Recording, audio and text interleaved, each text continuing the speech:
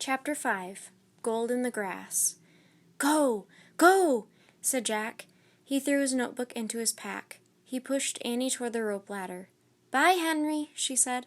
"Go!" said Jack. He gave Annie another push. "Quit it," she said.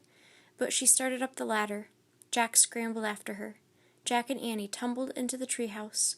They were panting as they looked out the window at the dinosaur. It was standing on the hilltop, eating flowers off a tree.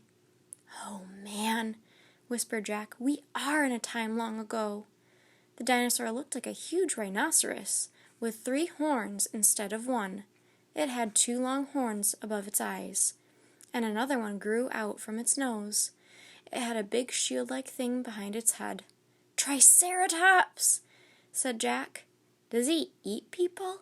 whispered Annie. "I'll look it up." Jack grabbed the dinosaur book. He flipped through the pages.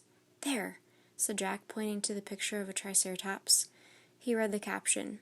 The Triceratops lived in the late Cretaceous period.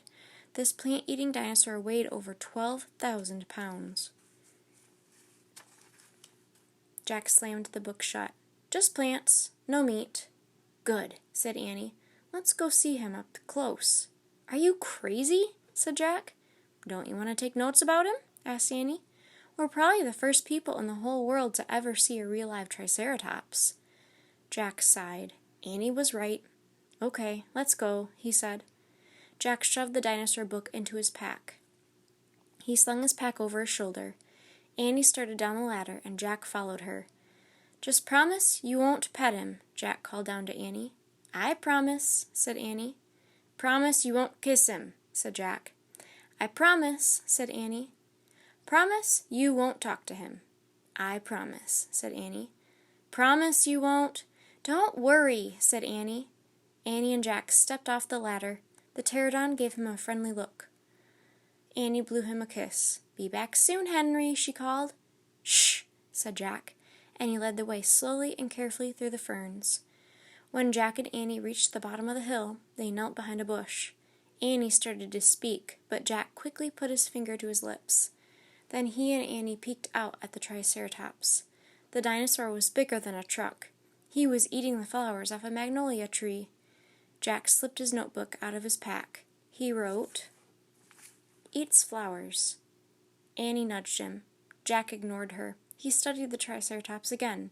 He wrote, "Eats slowly." Annie nudged him harder. Jack looked at her.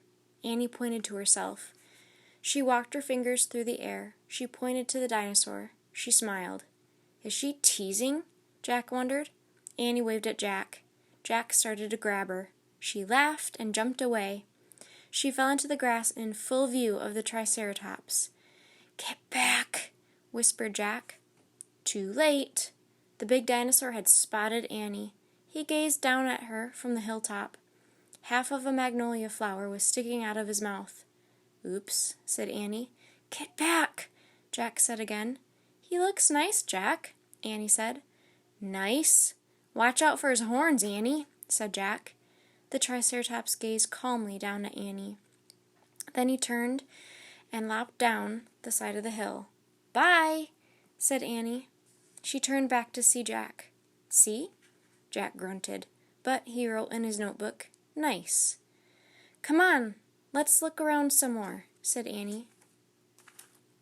As Jack started after Annie, he saw something glittering in the tall grass.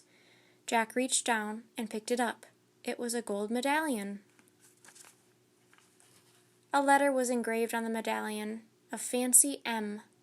"Oh man, someone was here before us," Jack said softly.